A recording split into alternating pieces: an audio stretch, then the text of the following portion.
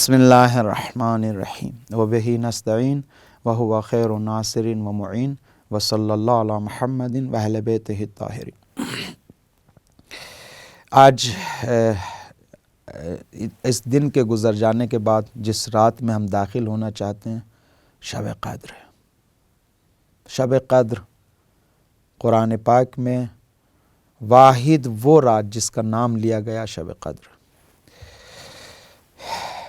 عجیب رات ہے، شب بندگی ہے، شب فیوزات خداوند متعال، بے نظیر ہے۔ خود سازی کے لیے، انسان کے لیے خود سازی کرنا اور دل کو شستشو کرنا، دھونا نجاستوں سے، غلاظتوں سے، کس چیز کے ذریعے سے؟ آنسوؤں کے ذریعے سے۔ اس رابطے کو مستحکم کرنے کے ذریعے سے بہترین رات ہے۔ جب اشرف المخلوقات انسان اپنے عظیم خالق کے سامنے اس رات کی تاریکی میں آنسو بہاتا ہے اور بار بار کہتا ہے الغوث الغوث، اس کی بارگاہ میں خداوند متعال اپنی حکمت کے ذریعے سے اس کے پورے سال کے مقدرات کو لکھتا ہے۔ ہر چیز کی تقدیر اسی شب قدر میں لکھی جاتی ہے۔ شب قدر کی عظمت، علماء کی آپ سوانح حیات پڑھیے، ایسے علماء ملتے ہیں تاریخ میں جو پورے سال، ایک پورے سال رات میں نہیں سوتے ہیں۔ کیوں؟ پوچھا گیا کیوں نہیں سوئے؟ کہتے ہیں تاکہ یقین حاصل ہو جائے کہ میں نے شب قدر کو درک کیا ہے، یقینی صورت میں کہہ سکوں کہ شب قدر کو درک کیا۔ اتنی عظمت رکھتی ہے۔ سوال یہ ہے کہ کیوں نہیں خداوند متعال نے شب قدر کو معین کر دیا کہ یہ شب قدر ہے؟ یا اہل بیت اطہار علیہ الصلوۃ والسلام نے کیوں معین نہیں کیا کہ یہ شب قدر ہے؟ اہل بیت اطہار نے کیوں نہیں کہا یہ رات ہے جو شب قدر ہے؟ کیوں؟ دیکھیے، جواب دین تربیت کے لیے آیا ہے، دین بنانے کے لیے آیا ہے، دین دو سجدوں کے لیے نہیں آیا۔ دین صرف ایک زمانے میں، ایک وقت میں، ایک جگہ بیٹھ کے دو آنسو بہانے کے لیے نہیں آیا، صرف اس کے لیے نہیں آیا۔ دین تبدیلی لانے کے لیے آیا ہے۔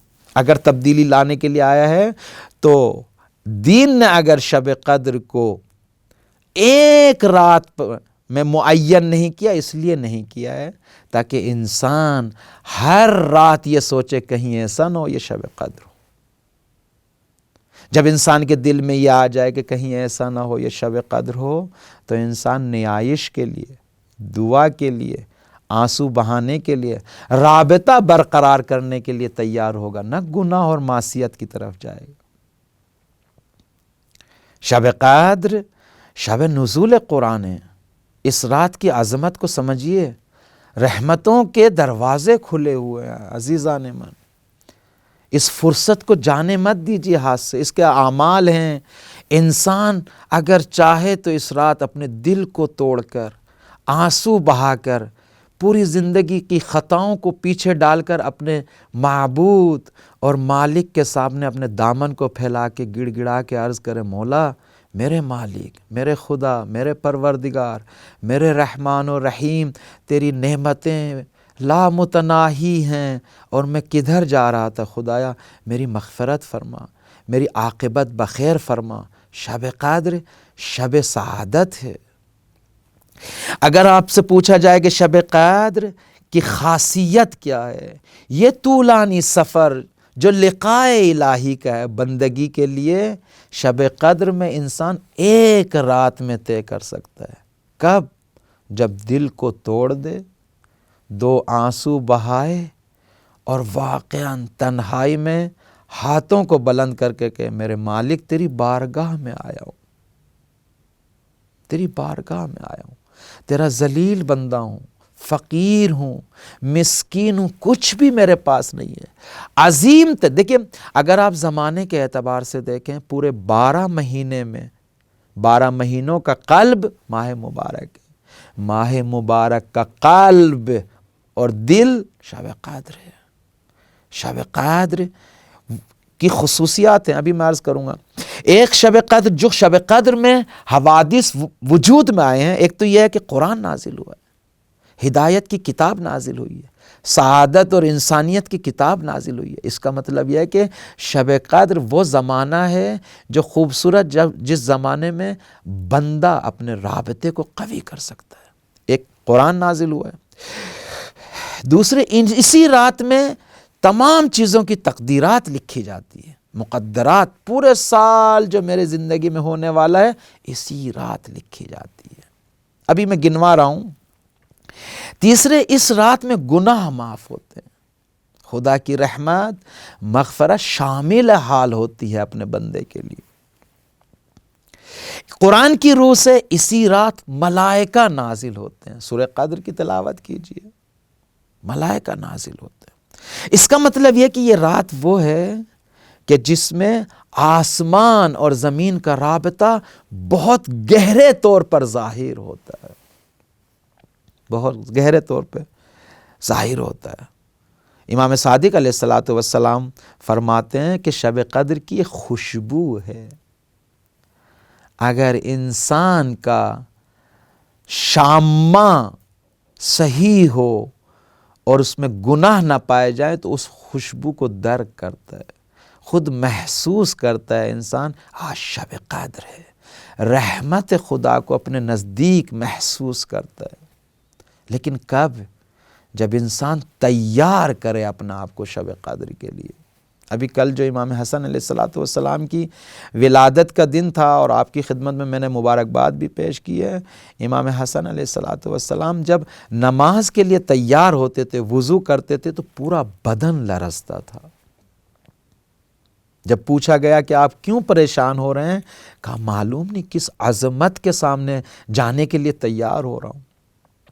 تو شب قدر آپ یہ مت سوچیں کہ ایک لحظے میں درک کر لوں، اس سے پہلے آمادگی چاہیے، تیاری چاہیے، حساب و کتاب کیجئے، بیٹھیے، گڑ گڑائیے، روئیے اپنی حالت پر، میں کہاں پہ کھڑا ہوں اور میں اپنے مالک سے، اپنے مولا سے ملاقات کرنے کے لیے اس رات میں اپنا آپ کو تیار کر رہا ہوں۔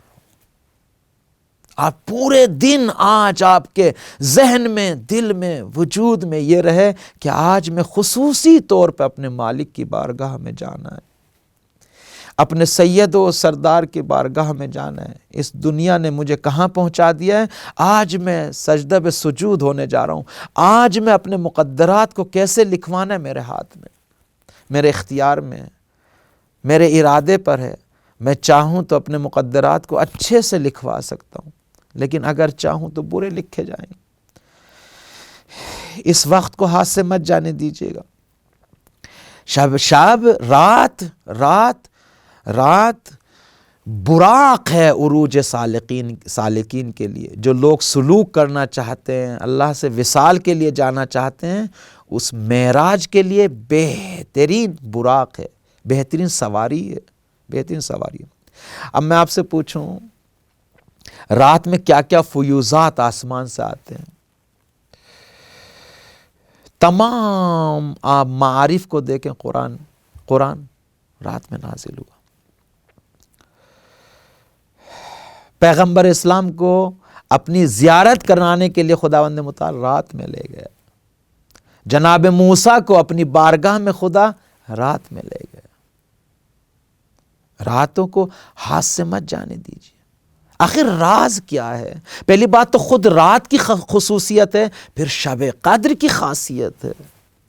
رات وہ وقت ہوتا ہے کہ جب کثرتیں سوئی ہوئی ہوتی ہیں، فقط بندہ جاگتا ہے اور معبود جاگتا ہوتا ہے، اس رابطے کو مستحکم کر سکتا۔ اعمال شب قدر، غسل، کتنے ثواب ہیں، میں ثواب کو بیان نہیں کرنا چاہتا۔ امام حسن عسکری علیہ السلام سے جو روایت ہے، علامہ طباطبائی نے اس روایت کو کہا بہت ہی خوبصورت روایت ہے، بہت ہی۔ ان الوصول الی اللہ سفر لا یدرک الا بامتطاع اللیل، خداوند متعال تک پہنچنے کے لیے اللہ سے لقاء کے لیے، اللہ کی بارگاہ میں حضور پانے کے لیے ایک سفر ہے، جو سفر یہ درک نہیں ہو سکتا، طے نہیں پا سکتا مگر شب زندہ داری کے ذریعے سے۔ شب زندہ داری، شب زندہ داری، عبد ہو معبود ہو، دو عشق ہوں، دل ٹوٹا ہوا ہو، پوری توجہ مالک کی طرف ہو، اور پشت ہر اس چیز کی طرف پشت کریں جو اس مالک سے ملنے کے لیے رکاوٹ بن رہی ہے۔ دنیا وما فیہا، جو کچھ بھی ہیں سب ابزار غفلت ہیں۔ شب قدر شب نزول ملائکہ ہے، شب نزول قرآن ہے، ایک سجدہ ہزاروں سجدوں سے افضل ہے، ایک عبادت ہزاروں عبادتوں پہ افضل ہے، ایک شب زندہ داری ہزاروں شب زندہ داری پہ افضل ہے۔ اور عزیزان من، اسی رات میرے اور آپ کے مقدرات لکھے جاتے ہیں۔ کس نے کہا ہم اپنے ارادے سے اپنے مقدرات نہیں لکھوا سکتے؟ لکھوا سکتے ہیں۔ آپ ہی انصاف سے بتائیے، جب لکھنے والے مالک کے سامنے بندہ بن کے جائیں گے اور اپنی عاجزیت کا اعلان کریں گے اور رو رو کے عرض کریں گے، خدایا میرے ہاتھ میں کچھ نہیں ہے، تیرا فقیر ہوں، تیرا ذلیل ہوں، تیری بارگاہ میں آیا ہوں، کسی پہ امید نہیں ہے، تیرے علاوہ کوئی میری سعادت کو پورا نہیں کر سکتا، خدایا میری ضرورتوں کو کوئی پورا نہیں کر سکتا۔ اگر گڑ گڑائیں، نجوا کریں، نوازش کریں، مولایا مولایا، اے میرے رب، یا رب یا رب یا رب، ہو سکتا ہے خدا نہ دے؟ انصاف سے بتائیں، ہو سکتا ہے خدا نہ دے؟ بالکل نہیں ہو سکتا۔ پس سن لیجئے، اس شب قدر دو حقیقتیں اللہ کی طرف سے آئی ہیں جو حقیقتیں لے جانے کے لیے آئی۔ ایک قرآن ہے، ایک اہل بیت ہے۔ قرآن کو سر پہ رکھنے کے بعد، اہل بیت کے ناموں کو ذکر کرنے کے بعد، آنکھوں سے آنسو نکالنے کے بعد، زبان سے گڑ گڑاتے ہوئے کہنے کے بعد، یا اللہ بے کا یا اللہ، بے محمد، بے علی، بے فاطمہ، بالحسن، بالحسین، بے علی بن الحسین، بے محمد بن علی، بے جعفر بن محمد، بے موسیٰ بن جعفر، بے علی بن موسیٰ، بے محمد بن علی، بے علی بن محمد، بالحسن بن علی، بالحجت خدایا ان شخصیات کا واسطہ میرے مقدرات کو، میری زندگی کو، میری سعادت کو، میری بدبختیوں کو دور کر مجھے سعادت مند بنا دے۔ انسان اگر ایسے روئے، واسطہ دے خدا کی بارگاہ میں، اس کی کتاب کا، اہل بیت کا، خداوند نے مطالعہ اپنے لطف و کرم سے میرے خوبصورت مقدرات لکھے گا، میری تقدیرات کو خوبصورت بنائے گا۔ پورے سال کی تقدیرات میں اپنے ہاتھ سے لکھوا سکتا ہوں، لہٰذا آئیے اس فرصت کو ہاتھ سے مت جانے دیجیے گا۔ والسلام علیکم ورحمۃ اللہ وبرکاتہ۔